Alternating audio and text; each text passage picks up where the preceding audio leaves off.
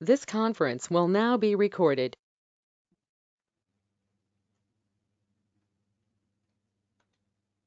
तो आज हम जिस डिवाइस के बारे में बात करना चाह रहे हैं वो है फायरवॉल।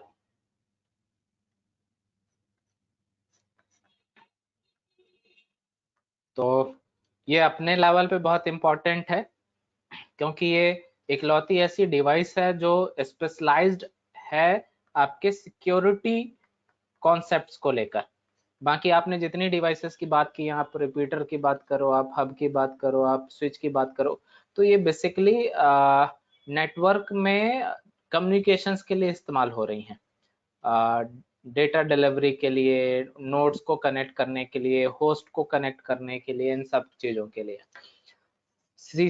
जो फायरवॉल है उस डिवाइस का काम है क्या कि आपको आपके नेटवर्क को, आपके इंफ्रास्ट्रक्चर को, आपके नेटवर्क को बोलिए या आप अपने इंफ्रास्ट्रक्चर को बोलिए, आप अपने इंफ्रास्ट्रक्चर को सिक्योर करना चाहते हैं तो आपको क्या है, आपको किसकी जरूरत पड़ेगी? फायरवॉल की। फायरवॉल को यदि आप कैटेगराइज करें तो फायरवॉल आपके दो तरीके के हो सकते हैं या होते ही है, हो सकते हैं नहीं, फायरवॉल दो टाइप के होते हैं। एक है आपके सॉफ्टवेयर फायरवॉल और दूसरे हैं आपके हार्डवेयर फायरवॉल। तो सॉफ्टवेयर फायरवॉल आपके ऑपरेटिंग सिस्टम्स के साथ या तो इनबिल्ट हो सकते हैं, जैसे आप डिफेंडर की बात करें, विंडोज के अंदर डिफेंडर इनबिल्ट होता है तो ये एक सॉफ्टवेयर फायरवॉल है। आपके कुछ एंटीवायरस जो थर्ड पार्टी हैं, एज ए एप्लीकेशन है, वो ओएस के साथ इनबिल्ट तो नहीं आते, लेकिन आप उन्हें अपने ओएस के साथ इंटीग्रेट कर सकते हैं। You can integrate with your operating system. तो ये थर्ड पार्टी एप्लीकेशंस के फॉर्मेट भी में हो सकते हैं। तो फाइनली वो किस कैटेगरी में आएंगे? आपके सॉफ्टवेयर बेस्ड फायरवॉल में आएंगे। जबकि जब आप कोई डेडिकेटेड स्ट्रॉन्ग फायरवॉल चाहते हैं, स्ट्रॉन्ग सिक्योरिटी पैचेस चाहते हैं, तब उस वक्त आपके सॉफ्टवेयर फायरवॉल उतने हेल्पफुल नहीं होंगे जितने आपको कौन हेल्प करेंगे? Hardware firewall. तब हार्डवेयर फायरवॉल क्या हो जाती हैं? आपकी डेडिकेटेड डिवाइस हो जाती हैं जहां पे आप इसे इंप्लीमेंट करते हैं और जितना भी ट्रैफिक इनकमिंग हो या आउटगोइंग हो, वो सारा ट्रैफिक कहां से होकर गुजरेगा? आपके इस हार्डवेयर फायरवॉल से होकर होकर गुजरेगा। और यहाँ पे जो आपके रूल्स होंगे, आपकी यहाँ पे जो पॉलिसी आपने अप्लाई की होंगी, उन रूल्स और पॉलिसी को के अकॉर्डिंग इनके ऊपर एक्शन परफॉर्म किया जाएगा कि ये जो ट्रैफिक है, ये जो पैकेट है, इसके साथ क्या किया जाए, छोड़ दिया जाए या मार दिया जाए। राइट? तो ये काम है किसका? आपके फायरवॉल का। डन?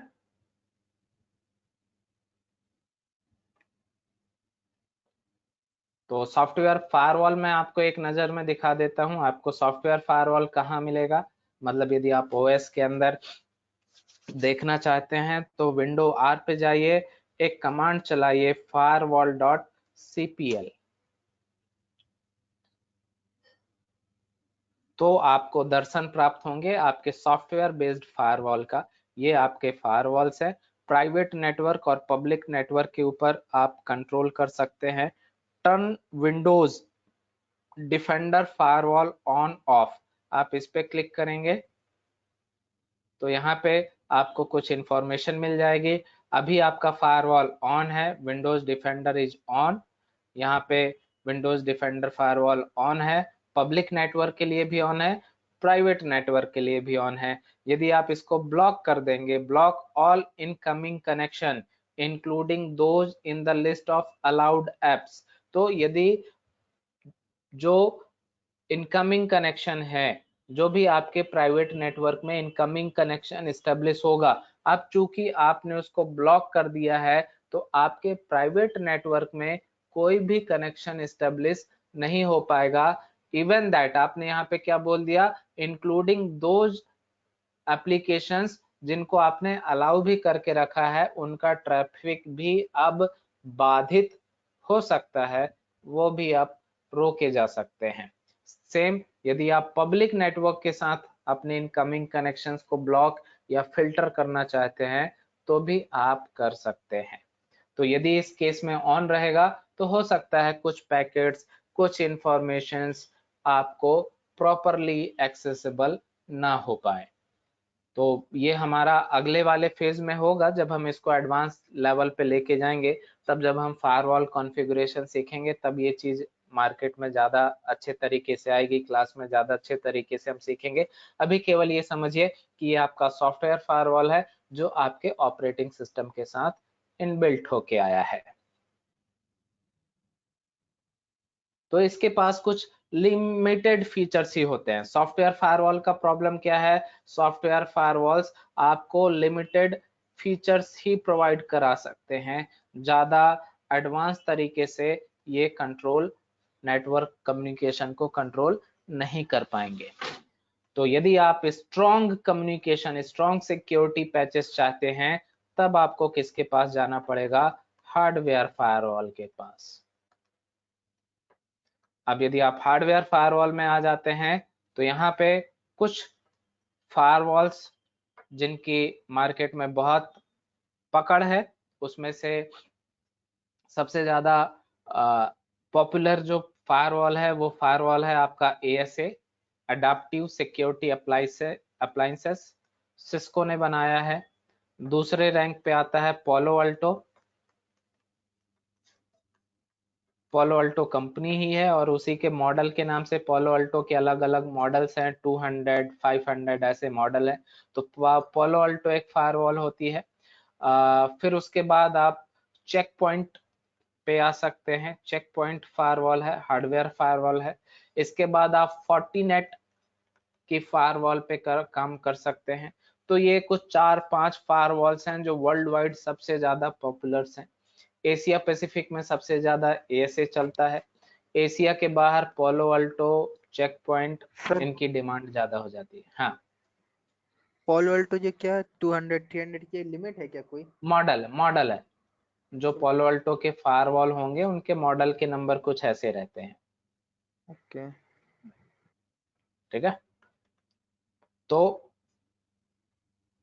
यदि आप अकेले और भी कुछ ना भी करें, यदि आपको आपके पास किसी एक फायरवॉल का बहुत अच्छा कंट्रोल आ गया, ASA फायरवॉल हो गया या पोलो अल्टो फायरवॉल हो गया, फोर्टिनेट फायरवॉल हो गया, आप बहुत अच्छी सैलरी मार्केट से उठा सकते हैं क्योंकि फायरवॉल जनरली स्मॉल नेटवर्क्स में तो बिल्कुल भी इस्तेमाल नहीं होता।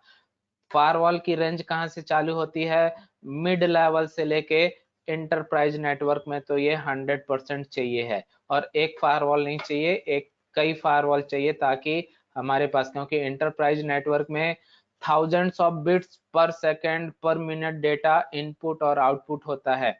फेसबुक के पास सोचो कितना ट्रैफिक आता होगा, गूगल के पास कितना ट्रैफिक होता होगा, कहाँ से आता है, किस तरीके से आता है।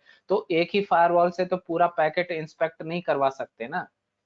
तो इंटरप्राइज नेटवर्क में इसकी बहुत ज्यादा डिमांड हो जाती है। तो यदि आपके पास फायरवॉल भी, कोई एक फायरवॉल आपके हाथ में आ गया, इसका मतलब एक आप सिक्योर और ब्राइट कैरियर बना सकते हो। ठीक है।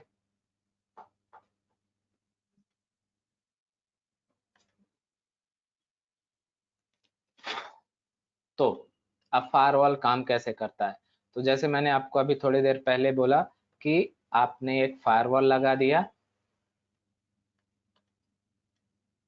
ये आपका इनकमिंग नेटवर्क है, इनसाइड नेटवर्क है, यहाँ पे आपके यूजर्स हैं, ये आपका इंटरनेट है, और यहाँ पे आप बाहर आपके जो सर्वर्स हैं या आउटसाइड नेटवर्क है, ये आपका आउटसाइड नेटवर्क हो गया, और ये आपका इनसाइड नेटवर्क हो गया। अब आपका ये जो इनसाइड यूजर है, ये आपका यूजर है, ये इस वेब सर्वर पे, ये आपकी कंपनी का हेड ऑफिस का वेब सर्वर है। तो ये क्या कर रहा है? ये इस सर्वर पे जाना चाह रहा है, लेकिन ये जाता नहीं है। इंटरनेट से होते हुए ये कहाँ आने लगता है? यूट्यूब की तरफ आने लगता है। मतलब वो क्या लिखेगा? वो यहाँ पे बैठा है, अपना ब्राउजर खोलेगा, उसको लिखना था हेडर में, URL पे क्या लिखना था? aegis.in। कहाँ जाना था? aegis.in पे जाना था, लेकिन वो क्या लिख रहा है? youtube.com। तो अब जब ये पैकेट इस फायरवॉल पे पहुंचेगा तो यहाँ पे आपने रूल लगाया होगा। क्या रूल लगाया होगा कि मेरे इनसाइड के कोई भी डिवाइस, इनसाइड का कोई भी डिवाइस, वो चाहे 4 हो या 400 हो, मैं एक लाइन में ये लिख सकता हूँ कि 400 कंप्यूटर्स। तो मैंने क्या लगाया कि मेरा इनसाइड नेटवर्क का कोई भी डिवाइस यदि aegis.in के ऊपर जाता है तो उस पैकेट को क्या किया जाए, जाने दिया जाए। यदि मेरा कोई इनसाइड डिवाइस aegis.in के अलावा और भी किसी ट्रैफिक पे जाता है तो उस पैकेट को क्या कर दिया जाए, ड्रॉप कर दिया जाए। मतलब गब्बर वाली कहानी कि छोड़ दिया जाए कि मार दिया जाए। मतलब एक फायरवॉल आपके 3 चीजों के ऊपर रिस्ट्रिक्शंस देता है, 3 चीजें करता है। क्या क्या करता है, आपके पैकेट को एक्सेप्ट कर सकता है, आपके पैकेट को रिजेक्ट कर सकता है। रिजेक्ट मतलब ड्रॉप करना। हाँ जी सर, आवाज ब्रेक हो रही है, साउंड आपका। आवाज ब्रेक हो रही है, सबको ब्रेक हो रही है या किसी एक को? नहीं सर, सब में नहीं हो रही। मुझे तो आ रही है सर। सर वॉइस ओके है संस्कार? सर। संस्कार सर अब क्लियर आने लगे। हाँ अब सर। क्लियर है।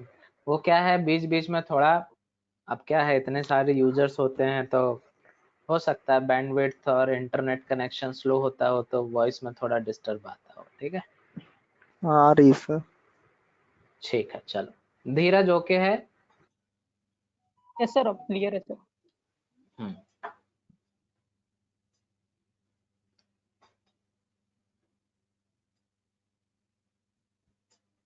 तो बेसिकली एक फायरवॉल 3 तरीके के एक्शन परफॉर्म करता है, the accept, reject and drop. तो एक्सेप्ट मतलब अलाउ, पैकेट सेंड और रिसीव हो रहा है, इट्स एक्सेप्टेड। दूसरा क्या है, रिजेक्ट। तो रिजेक्ट में भी, रिजेक्ट और ड्रॉप दोनों एक जैसे लग रहे हैं लेकिन फर्क है। रिजेक्ट में क्या फर्क है, रिजेक्ट में पैकेट को क्या किया जाता है, ब्लॉक कर दिया जाता है, आने नहीं दिया जाएगा। मैं ड्रॉप तो नहीं करूंगा लेकिन आपके पैकेट को रोक दूंगा, राइट। और आपको एक एरर दे दूंगा कि भाई साहब ये एक वैलिड पैकेट नहीं है, इसके अंदर मिलीशियस कोड हो सकते हैं। आप यदि बोलो, यदि आप इसे ट्रस्ट वर्दीनेस में रखना चाहते हो तो रख सकते हो, अब वो आपके ऊपर है।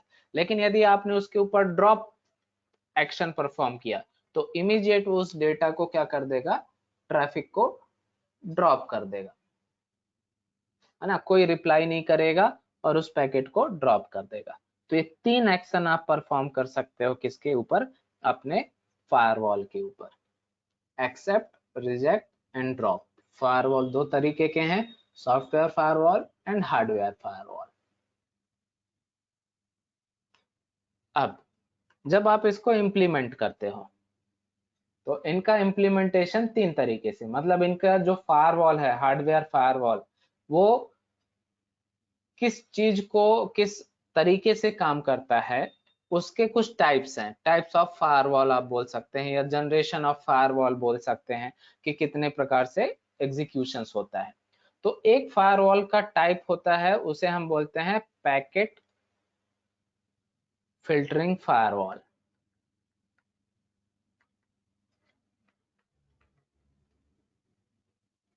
क्या बोलते हैं हम, पैकेट फिल्टरिंग फायरवॉल। तो पैकेट फिल्टरिंग फायरवॉल कैसे काम करता है, पैकेट फिल्टरिंग फायरवॉल का काम किसके ऊपर एक्शन परफॉर्म करना होता है, आपके पैकेट के ऊपर। पैकेट के ऊपर का मतलब ये है, पैकेट को आप बहुत सिंपल शब्दों में यदि समझें तो आईपी के ऊपर। मतलब यदि आप क्या कर दें, सपोज यहाँ पे एक कंप्यूटर है, इस कंप्यूटर के एक आईपी है, आईपी आपका अगला टॉपिक होगा, बस अभी एक एड्रेस के हिसाब से समझ लीजिए कि यहाँ पे एक आईपी है 192.168.1.1 और ये आपके सर्वर की आईपी है 1.2.3.4। ऐसे यहाँ पे इंटरनेट पे हजारों सर्वर्स होंगे, ये तो आपका है, कुछ हैकर्स के होंगे, कुछ दूसरे लोगों के होंगे। तो यदि इस सर्वर का आईपी क्या है, सपोज 10, 20, 30, 40, तो अब आप यदि पैकेट फिल्टरिंग फायरवॉल लगाते हैं तो यहाँ पे आप जो रूल लगाएंगे वो किसके ऊपर होंगे, आपके आईपी के ऊपर होंगे। ठीक है, आईपी के ऊपर होंगे, मतलब आप यहाँ पे ऐसा लिखेंगे कि मेरा यदि डिवाइस जिसका आईपी 168.1.1 है, यदि ये 1.2.3.4 के ऊपर जाना चाहता है तो इसके पैकेट को अलाउ कर दिया जाए, एक्सेप्टेड है, राइट। इसी तरीके से आपने क्या बोल दिया कि यदि मेरे नेटवर्क में यदि 1.2.3.4 से कोई पैकेट आए तो उसको अलाउ कर दिया जाए। तो अभी आपका जो सिलेक्शन है वो किसके ऊपर है, एक पैकेट के ऊपर है। पैकेट के ऊपर है मतलब आईपी के ऊपर है। अब सपोज ये हैकर ने अपनी आईपी बदल ली, आईपी बदली जा सकती है, उसने आईपी क्या रख ली 1.2.3.4 जो आपके जैसी है, या दूसरी भाषा में कहें तो आप ही की आईपी है। मतलब अब इस डिवाइस का भी ट्रैफिक आपके नेटवर्क के अंदर आ सकता है कि नहीं आ सकता, यदि इस रूल को फॉलो करें तो? यस सर, आ सकते हैं। बिल्कुल आ सकता है।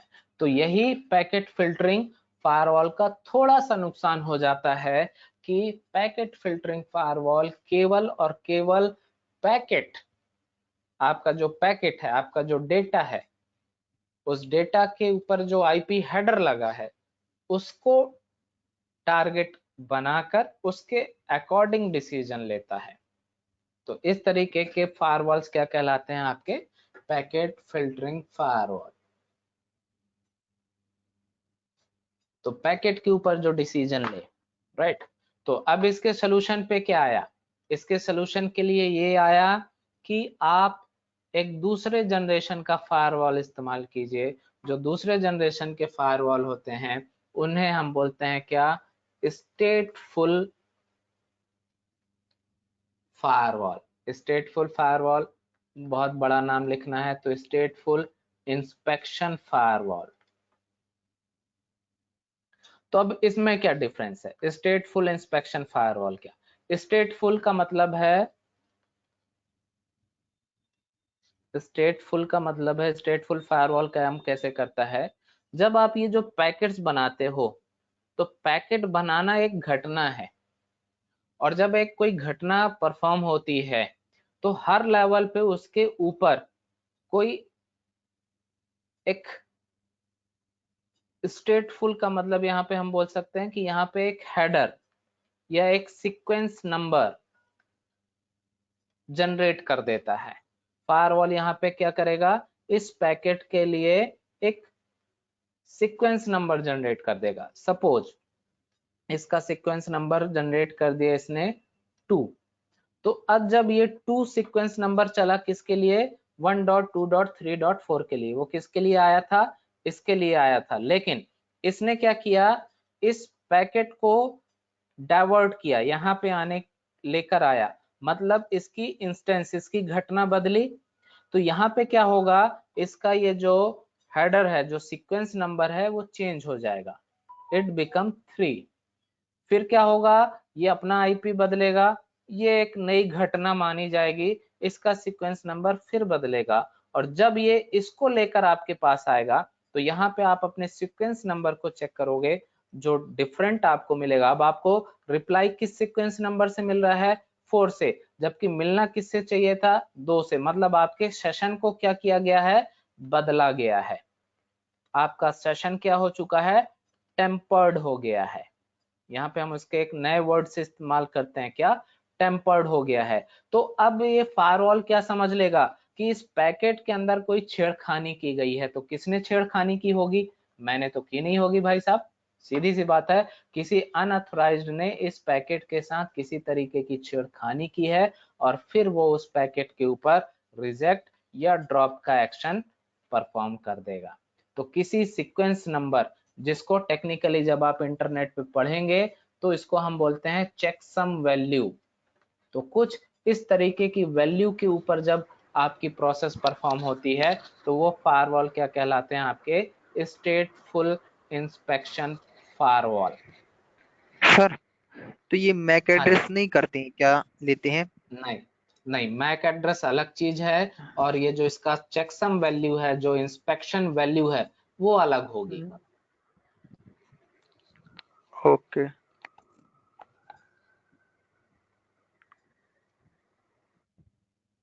ठीक है। सर चेक्सन वैल्यू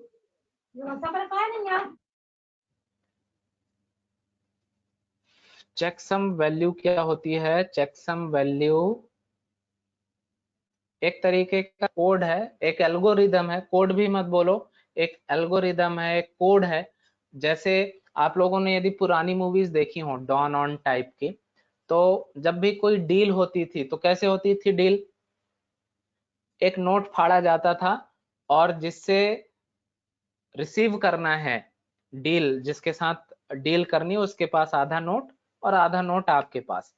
और जब आप डील कंप्लीट करते थे तो उस नोट को मैच करते थे। यदि वो नोट मैच हो गया तो क्या है, मतलब आप एक ऑथेंटिकेट हो, मैं आपके ऊपर ट्रस्ट करूंगा और आप ही के साथ डील करूंगा, यही मतलब होता था। यही एग्जैक्टली अब क्या है, चेकसम वैल्यू है। एक जब आप कोई एक प्रोसेस स्टार्ट करते हो तो उस पैकेट के ऊपर एक चेकसम वैल्यू लगाई जाती है, और जब वो ट्रेवल करती है तो यदि वही चेकसम वैल्यू सामने वाले के पास है, काइंड ऑफ पब्लिक की एंड प्राइवेट की, आगे ये एक्सप्लोर हो जाएगी, तो जब ये दोनों की मैच होंगी तभी आपको डेटा वो रिसीव करने मिलेगा, तभी वो गारंटीड डेटा माना जाएगा, अदरवाइज उस डेटा की कोई वैल्यू नहीं है। राइट तो इस तरीके की प्रोसेस है। मैं आपको एक चेकसम वैल्यू दिखा देता हूँ। इवन दैट आप बहुत सारे जब सिक्योर वेबसाइट्स पे जाते हो तो आप देखते होगे कि उसके साथ एक वैल्यू लिखी होती है, एक लंबा चौड़ा कोड लिखा होता है, वही उसकी चेकसम वैल्यू होती है। जब तक वो मैच नहीं करेगा तब तक वो सही डेटा नहीं माना जाएगा। मैं एक केस बनाता हूँ। आपने एक डाउनलोडिंग लगाई इंटरनेट से, ठीक है, एक MP3 फाइल डाउनलोड कर रहे हो, डाउनलोडिंग हो रही है songspk.server से, वहां एक वैल्यू बनी चेकसम वैल्यू। अब वो डाउनलोड होती है इंटरनेट पे, सपोज बीच में कोई एक मीडिएटर आ जाता है, इसको समझो जरा ऐसे।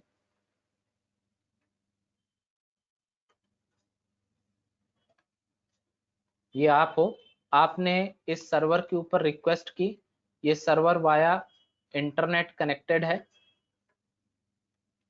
आपने एक सेशन एस्टेब्लिश किया एक सॉन्ग्स डाउनलोड करने के लिए, एक आपकी चेकसम वैल्यू बनी कि आपने एक रिक्वेस्ट दी है किसके लिए, इसके लिए, उसने यहाँ से आपको गाना डाउनलोड किया एक चेकसम वैल्यू लगा के कि ये आपकी वैल्यू है, कोड है।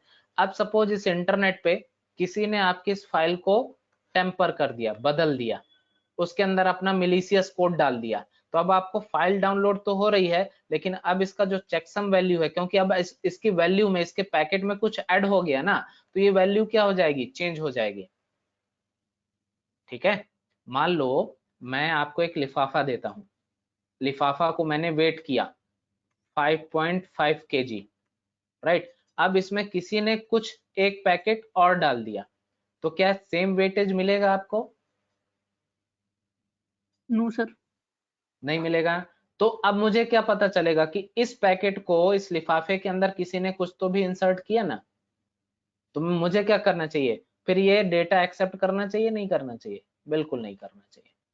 तो ये प्रोसीजर होता है किसके लिए, चेकसम के लिए, कि यदि चेकसम वैल्यू बदलती है तो वी कैन आइडेंटिफाई कि हमारा डेटा टेम्पर किया गया या नहीं किया गया, राइट। और यदि चेकसम वैल्यू मैच करती है तो डेटा हमें मिल जाएगा, कोई एरर नहीं है। आगे हम एक फायरवॉल पढ़ने वाले हैं। सर एक क्वेश्चन है।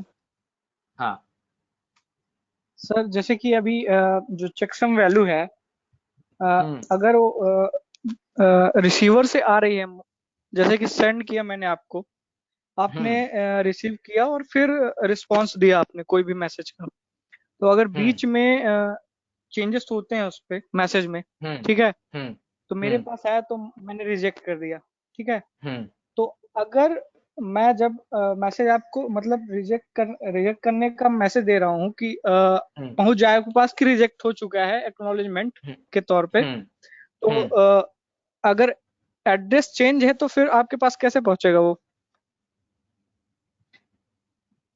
ये सवाल है अनिल का, ठीक है।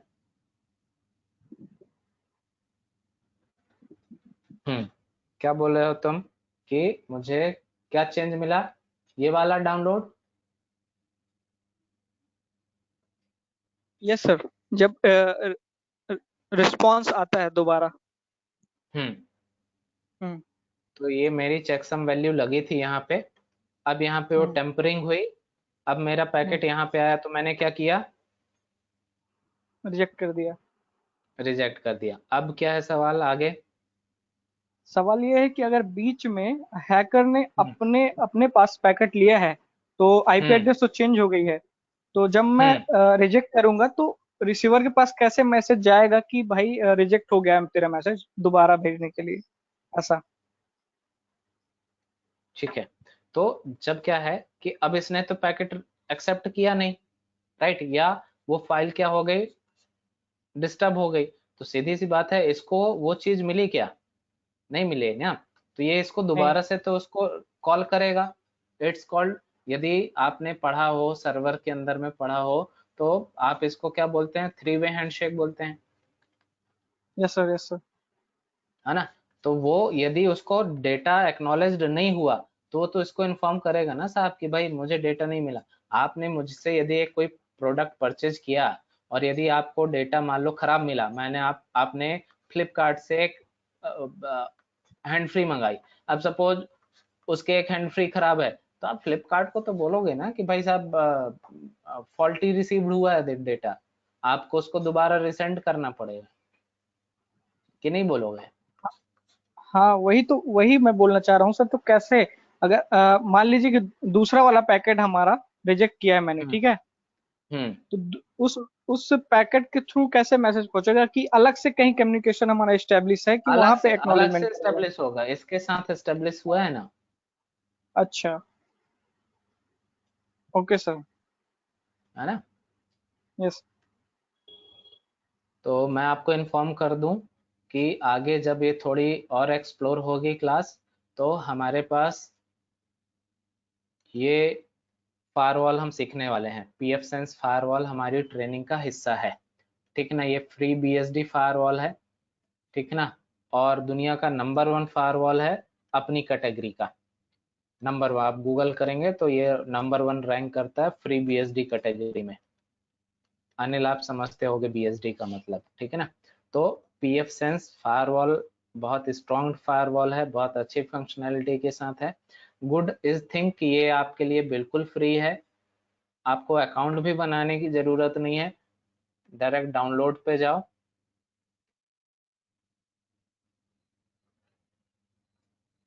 और आप अपना फायरवॉल डाउनलोड करके आप इसको सॉफ्टवेयर जैसे ट्रीट करना चाहते हो या हार्डवेयर जैसे ट्रीट करना चाहते हो, आप बना सकते हो। इसका सॉफ्टवेयर भी बना सकते हो, आप इसका हार्डवेयर भी बना सकते हो। जैसे ये iOS आपको मिल गया, अब आप इस iOS को डाउनलोड करके आप किसी मशीन में डाल दो, तो वो हार्डवेयर ऑपरेटिंग सिस्टम बन गया, हार्डवेयर बन गया। मैन्युफैक्चरर कौन है उसका, नेटगेट है।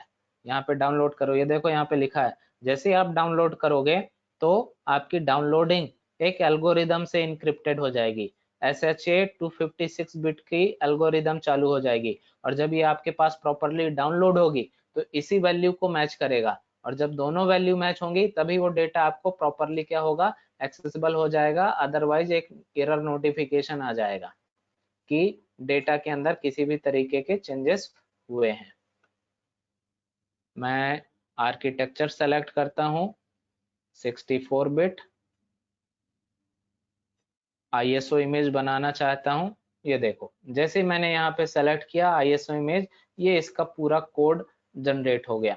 यही कोड, यही चेकसम वैल्यू मेरे इस डाउनलोडिंग के साथ जुड़ के आएगी। अब इसमें यदि बीच में कोई भी चीज, एक छोटी सी भी बिट बदलती है तो ये चेकसम वैल्यू बदल जाएगी, और जब दोनों जगह उस चेकसम वैल्यू को मैच किया जाएगा और यदि इसके अंदर किसी भी तरीके का बदलाव होता है तो डेटा एक्सेप्टेबल नहीं होगा।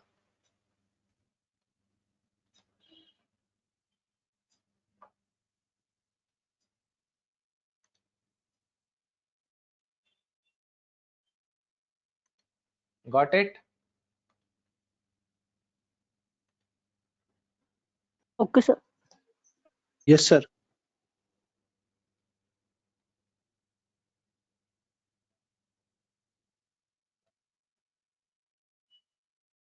तीसरे लेवल के जो फायरवॉल्स होते हैं उन्हें हम बोलते हैं एप्लीकेशन लेयर फायरवॉल।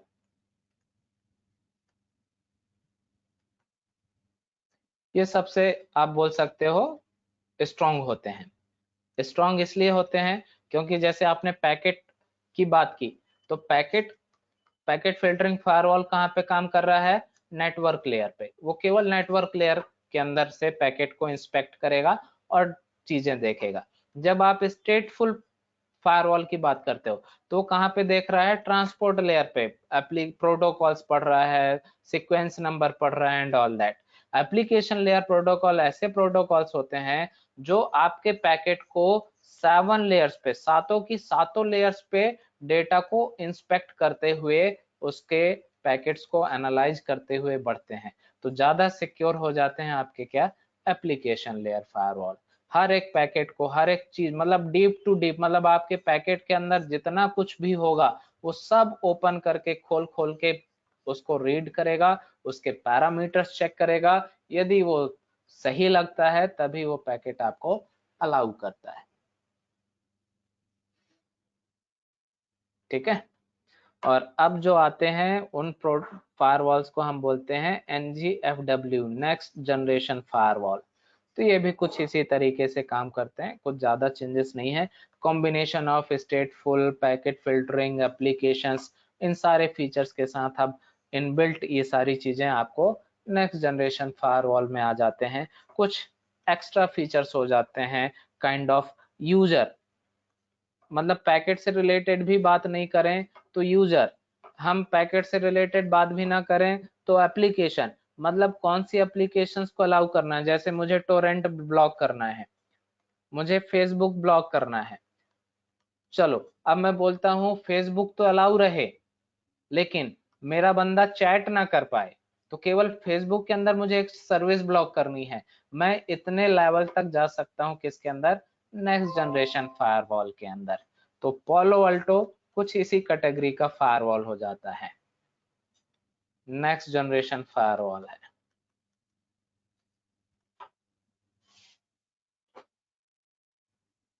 ठीक है। तो इसमें से जो स्टूडेंट्स हमारे साथ लंबे समय तक, जो हमारा 15 मंथ्स का प्रोग्राम ज्वाइन करते हैं, उनके लिए एक गुड न्यूज होती है कि हम उनके ट्रेनिंग में कंप्लीट पोलो अल्टो फायरवॉल का इम्प्लीमेंटेशन सिखाते हैं। पूरी फायरवॉल की कॉन्फ़िगरेशन आपको इस सिलेबस के अंदर मिलती है। एथिकल हैकिंग इसके पहले होगी और फिर एथिकल हैकिंग के बाद आपको नेटवर्क सिक्योरिटी में पोलो अल्टो फायरवॉल का पूरा कंट्रोल, पूरा एडमिनिस्ट्रेशन सिखाया जाता है।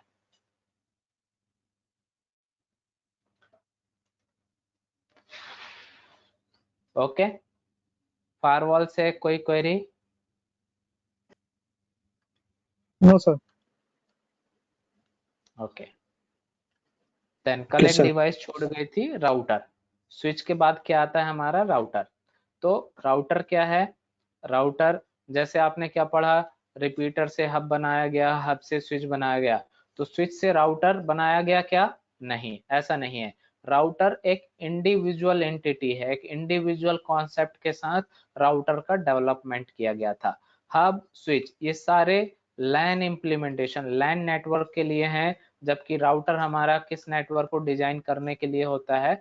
वैन नेटवर्क्स के लिए। तो राउटर का बेसिक काम क्या है? एक नेटवर्क से दूसरे नेटवर्क के बीच में रूट एस्टेब्लिश करना। रूट एस्टेब्लिश करना मतलब पाथ, पाथ मतलब रास्ता बनाना। आप जब कहीं से कहीं जाते हो, सोर्स से जब आप डेस्टिनेशन की तरफ जाते हो, तो आपको सबसे ज्यादा इंपॉर्टेंट क्या होता है? रूट होता है ना धीरज? तो मैं अपने यस सर। घर से अपने मामा के यहाँ, चाचा के यहाँ कहीं जाना हो, सपोज जबलपुर से आपको भोपाल जाना हो, तो आपके लिए सबसे जरूरी चीज क्या है? रूट। रूट नहीं यस होगा सर। तो बस कहाँ चलेगी? ट्रेन कहाँ चलेगी? फ्लाइट कहाँ चलेगी? ऑटो कहाँ चलेगी? आपकी बाइक, आपकी कार कहाँ चलेगी? या इवन दैट मैं बोलूं, आप पैदल भी नहीं चल पाओगे। यदि आपके पास रूट ना हो, आप घर से बाहर निकलो और आपके पास भोपाल जाने का रास्ता ही ना हो तो आप किस तरफ निकलोगे, किस डायरेक्शन में निकलोगे और कहाँ पहुंचोगे, आप रीच ही नहीं कर सकते। तो नेटवर्क कम्युनिकेशन में सबसे ज्यादा इंपॉर्टेंट हो जाता है क्या, आपके पास सोर्स से डेस्टिनेशन के बीच रूट का होना, और ये रूट बनाने की जिम्मेदारी किसकी होती है, आपके इस डिवाइस की, जिसको हम क्या बोलते हैं, राउटर। तो ये हब या स्विच या मॉडेम से मिलकर नहीं बना है, इसलिए हम इसको पहली वाली लाइन जैसे इंटेलिजेंट हब या मल्टीपोर्ट रिपीटर ऐसा कुछ नहीं बोल सकते, केवल ये है कि ये एक लेयर 3 डिवाइस है। हब लेयर 1 पे काम करता है, स्विच लेयर 2 पे काम करता है, राउटर लेयर 3 पे काम करता है। हब और स्विच दोनों ब्रॉडकास्ट को सपोर्ट करते हैं, ब्रॉडकास्ट फॉरवर्ड करते हैं, जबकि राउटर ब्रॉडकास्ट फॉरवर्ड नहीं करता। राउटर्स ब्रॉडकास्ट को ब्रेक कर सकता है, जैसे स्विच कोलिजन को ब्रेक करता था, राउटर के पास कैपेसिटी है ब्रॉडकास्ट को ब्रेक करने की। Router breaks the broadcast domain by default. Address table बनाता है क्या, बिल्कुल, ये एक एड्रेस टेबल बनाता है। इस एड्रेस टेबल को बोलते हैं हम रूट टेबल। क्या बोलते हैं, रूट टेबल। और ये इस रूट टेबल में किसकी एंट्री रखता है, आईपी एड्रेसेस की, मतलब नेटवर्क एड्रेसेस की, कि मुझे किस नेटवर्क से किस नेटवर्क के बीच में रूट बनाना है, किस नेटवर्क से किस नेटवर्क के बीच में ट्रैफिक को लेकर जाना है। तो ये काम किसका होता है, आपके राउटर का। आपके राउटर की कोई स्पीड नहीं होती, जैसे हब की स्पीड आप बोलते हैं 10 Mbps है, स्विच की आप बोल पाते हो कि 100 Mbps है। राउटर की खुद की कोई स्पीड नहीं होती, ये kbps में भी काम कर सकता है, ये mbps में भी काम कर सकता है, और ये गीगाबिट पर सेकंड तक काम कर सकता है। डिपेंड आपके ऊपर होगा कि आप इसको कितनी स्पीड दे सकते हो। यदि आपने लिंक ISP की लिंक kbps की ली है तो आपको kbps की स्पीड मिल जाएगी, यदि आपने mbps की ली है तो आपको mbps की स्पीड मिल जाएगी। तो ये आपके ऊपर डिपेंड करेगा कि आप इसको कौन सी स्पीड दे रहे हो, ठीक है। बाकी जब आप CCNA पढ़ोगे तो CCNA की 30 दिन की ट्रेनिंग केवल इसी डिवाइस के ऊपर चलनी है, तो चिंता मत करो, बहुत कुछ जान जाओगे राउटर के बारे में। अभी इंट्रोडक्शन के हिसाब से केवल इतना है, इंट्रोडक्शन के हिसाब से आप राउटर को क्या बोल सकते हो, इट्स अ वैन डिवाइस, वैन नेटवर्क को बनाने के लिए इस्तेमाल होता है, OSI मॉडल के लेयर 3 पे काम करता है, देन ब्रॉडकास्ट को ब्रेक करता है, ब्रॉडकास्ट ब्रेक करता है, ब्रेक्स द ब्रॉडकास्ट डोमेन, और रूट टेबल बनाता है,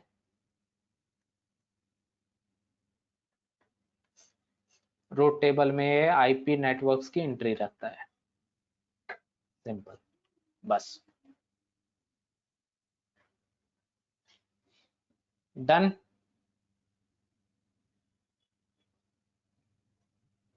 yes sir. Yes sir. Modem पढ़ लिया था आप लोगों ने, नो सर। क्यों,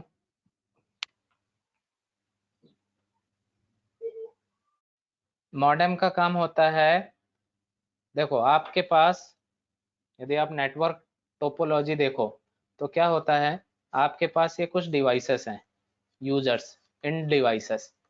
इन डिवाइसेस क्या होती हैं आपकी, PC, लैपटॉप, डेस्कटॉप, और इन पे जो डेटा टाइप होता है वो कैसा होता है, बाइनरी होता है। कंप्यूटर पे डेटा कैसा होता है, 0-1 के फॉर्मेट में होता है ना।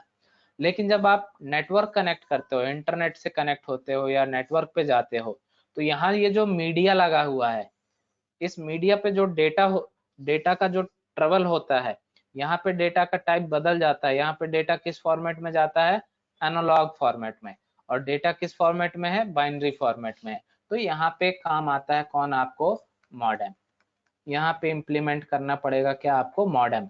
तो मॉडेम क्या करेगा, एक इंड जहाँ पे बाइनरी चल रही है और जहाँ पे एनालॉग चलना है, तो एनालॉग को रिसीव करके बाइनरी में और बाइनरी को रिसीव करके एनालॉग में, मतलब सिग्नल कन्वर्जन का जो काम होता है, सिग्नल कन्वर्ट करने का। सिग्नल कन्वर्ट करने का मतलब क्या, बाइनरी टू एनालॉग और एनालॉग टू बाइनरी, ये काम होता है किसका, आपके एक सिंपल से मॉडेम का, राइट।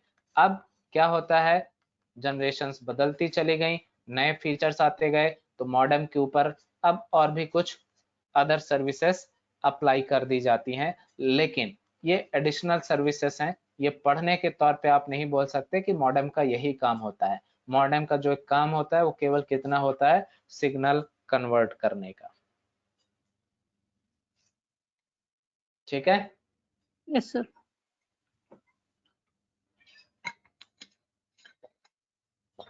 कल से आईपी एड्रेस,